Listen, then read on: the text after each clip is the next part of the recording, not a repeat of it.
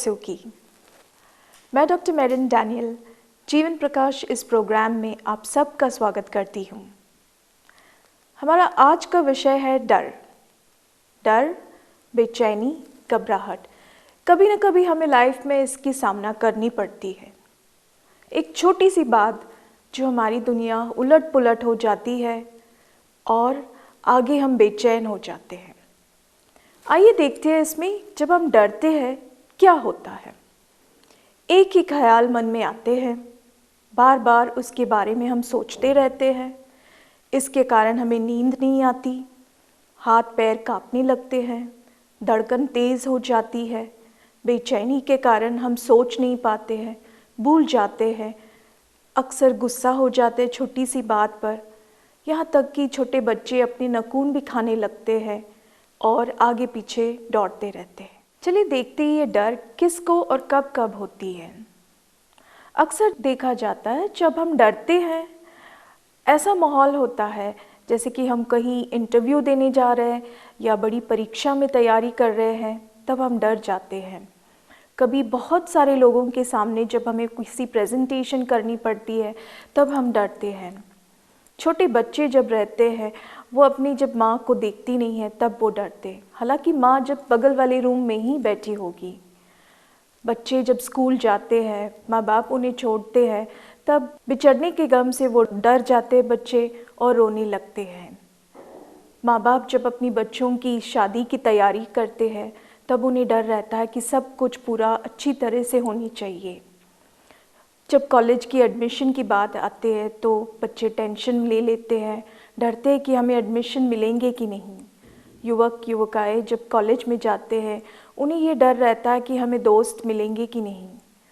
जब जीवन साथी ढूंढते हैं तो लोगों को टेंशन रहते हैं, कुंवारे लोगों सोचते हैं कि हमें कैसे जीवन साथी मिलेंगे।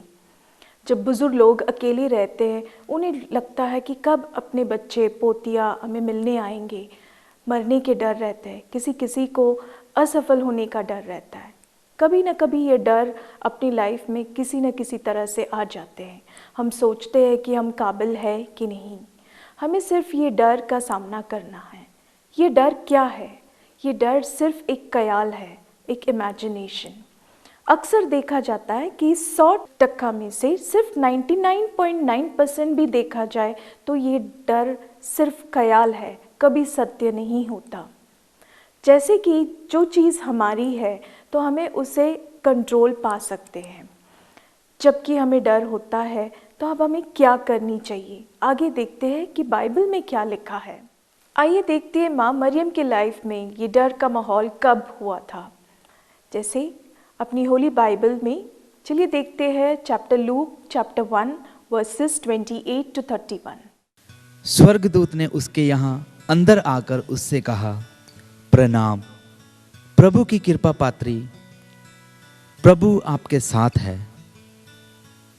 वह इन शब्दों से घबरा गई और मन में सोचती रही कि इस परिणाम का अभिप्राय क्या है। तब स्वर्गदूत ने उससे कहा, मरियम डरिए नहीं, आपको ईश्वर की कृपा प्राप्त है।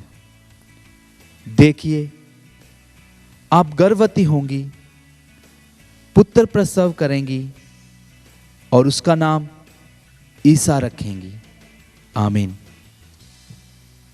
जब एंजल गैब्रियल माँ मरियम से कहते हैं कि आप में पवित्र आत्मा आ जाएंगे और प्रभु का जन्म होगा, माँ मरियम भी डर गई थी। माँ मरियम ने क्या किया था इस माहौल में? माँ मरियम ने अपने आप को प्रभु को समर्पण कर दिया था। हमें भी जब डर आते हैं, पूरी तरह से अपने आप को, थोड़ा नहीं, छोटी सी बात नहीं, बड़ी सी बात भी नहीं, कि हमें पूरी तरह से अपने आप को टोटली प्रभु के हाथ समर्पण करना है। जब बाल यीशु जीसस घूम जाते हैं मंदिर में, तब माँ मरियम ने भी डरी थी। ऐसे ही माहौल अपनी लाइफ में भी आते हैं जब हम डर जाते हैं। कहने का तात्पर्य, माँ बाप को अपने बच्चों को लेकर कभी न कभी छोटी मोटी परेशानियाँ होती हैं। इस सिचुएशन में हमें क्या करनी है? हमें अपने और अपने परिवार को पूरी तरह से प्रभु के हाथ समर्पण करना है और पवित्र लहू में उन्हें लपेट लेना है। जरूर पढ़िए साम 91। तुम जो सर्वोच्च के आश्रय में रहते और सर्वशक्तिमान की छत्र छाया में सुरक्षित हो, तुम प्रभु से यह कहो, तू ही मेरा शरण है, मेरा गढ़, मेरा ईश्वर। तुझ पर ही भरोसा रखता हूं। वह तुम्हें बहेलिये के फंदे से, घातक महामारी से छुड़ाता है।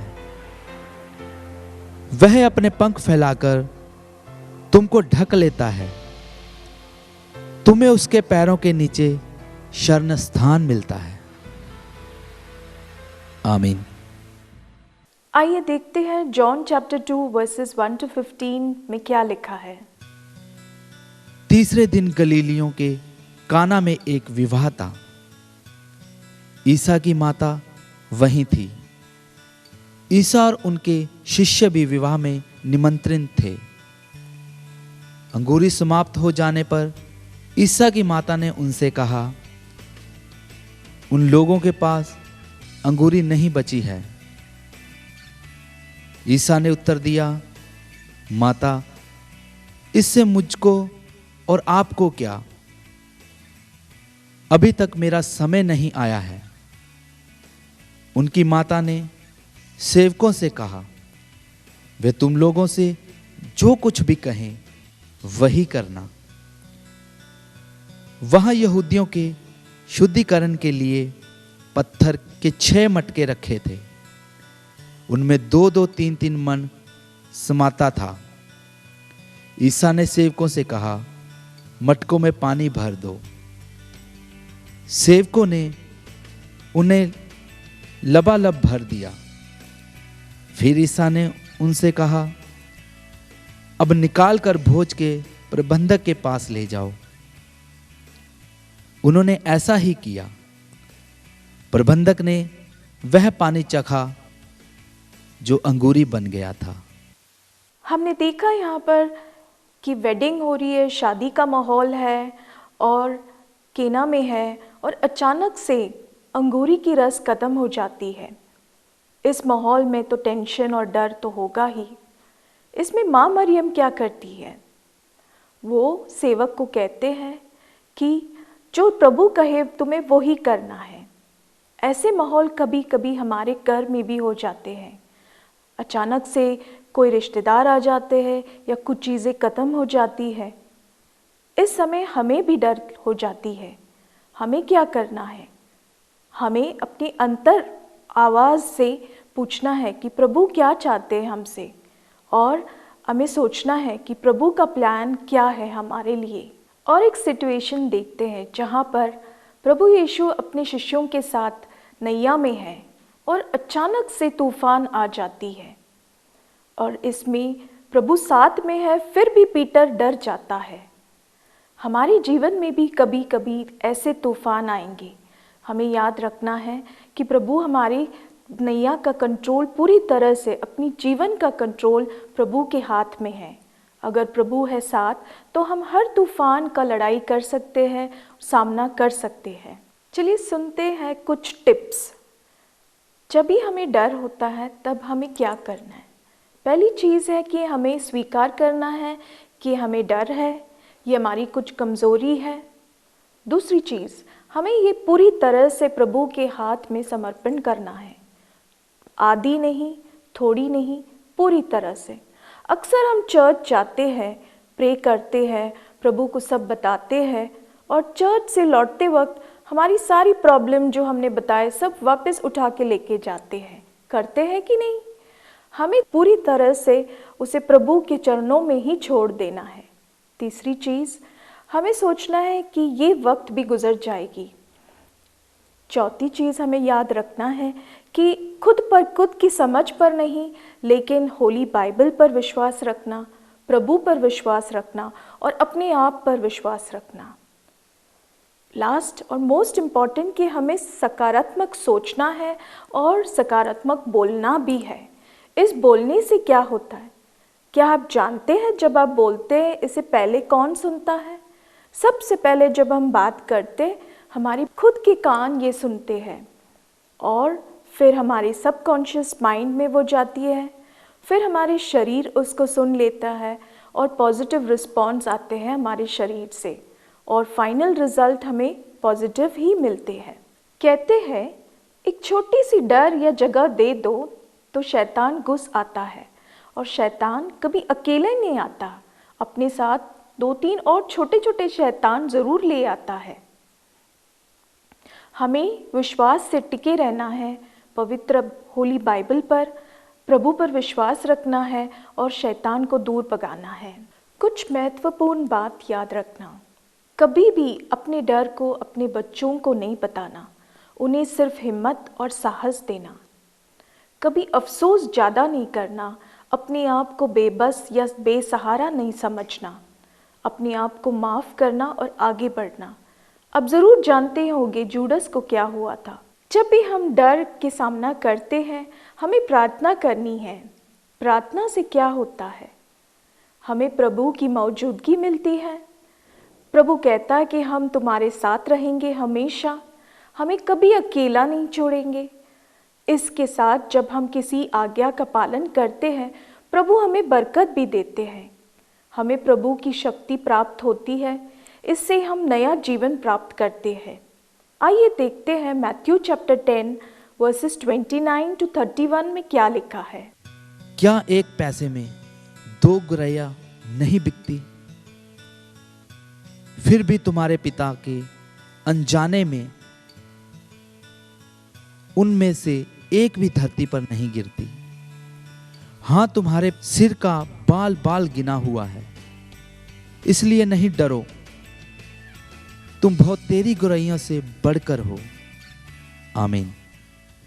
पवित्र बाइबल में आपने पढ़ा होगा अपने सर के हर एक बाल की गिनती की गई है। जब प्रभु हमें इतना प्यार करते हैं तो हमें प्रभु पर विश्वास रखना है और डर का सामना करना है। ध्यान से हर रोज़ पवित्र मिस्सा में भाग लेने से हम अपने और अपने परिवार के हर सदस्य को सुख और शांति की जीवन भेंट कर सकते हैं, जहाँ पर डर की कोई जगह ही नहीं रहेगी और अपने जीवन में प्रकाश आएगा। ज़रूर पढ़िए आइज़ाया चैप्टर 45 वर्स 2। मैं तुम्हारे आगे आगे चलूंगा और ऊबड़ खाबड़ स्थानों को एक समान बनाऊंगा। मैं कांसे के फाटक को टुकड़े टुकड़े करूंगा और लोहे की अर्गलाएं तोड़ डालूंगा। ध्यान से हर रोज सुबह अपने काम शुरू करने से पहले घर के हर सदस्य को साम 91 जरूर पढ़ना है। Psalm 91 is God's umbrella of protection. और इसके साथ ही आइए देखते हैं आइज़ाया 45 वर्स 2 में क्या लिखा है। मैं तुम्हारे आगे आगे चलूंगा और ऊबड़ खाबड़ स्थानों को एक समान बनाऊंगा। मैं कांसे के फाटक को टुकड़े टुकड़े करूंगा और लोहे की अर्गलाएं तोड़ डालूंगा।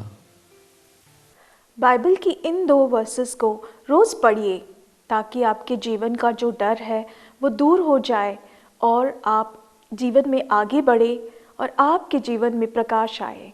हम चाहते हैं कि हम भी प्रार्थना करेंगे ताकि आपके जीवन सफल हो और जीवन में प्रकाश आते रहे। इसके साथ इंग्लिश की कुछ पंक्तियाँ मैं आपसे शेयर करना चाहती हूँ।